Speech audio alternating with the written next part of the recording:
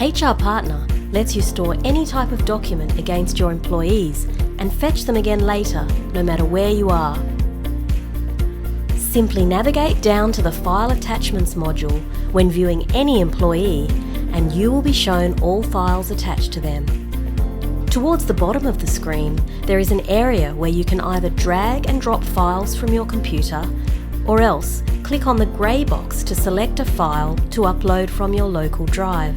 You can upload any type of file, including PDF forms, image files, Word documents, Excel spreadsheets, and many more. Once uploaded, the file will show up on the Employee Documents list and can be downloaded and viewed at any time. You can also upload documents while entering data into any of the employee submodules. Here, we will be uploading a scanned ID image into the Renewable Documents submodule for this particular employee. At the bottom of every submodule data entry form, there is a grey area where you can drag and drop files, or else click on to choose a file from your local drive. Simply wait for the file to upload and click Save. Any entry with an attachment will have a special icon to let you know that there is a file attached to it.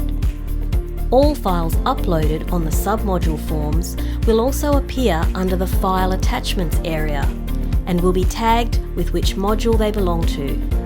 By default, all uploaded files are only viewable by admin users, but certain files can be made visible to your employees on their portal. Simply click the gear icon on the bottom right of each file and specify whether you want it to be visible on their portal or not. The small eye icon indicates that this document is visible to the employee. To hide a document again, simply repeat the above steps. You can tag a document while uploading in a submodule. Click on the eye icon at the bottom. If the eye is crossed, any files you upload here will be only for admins to see.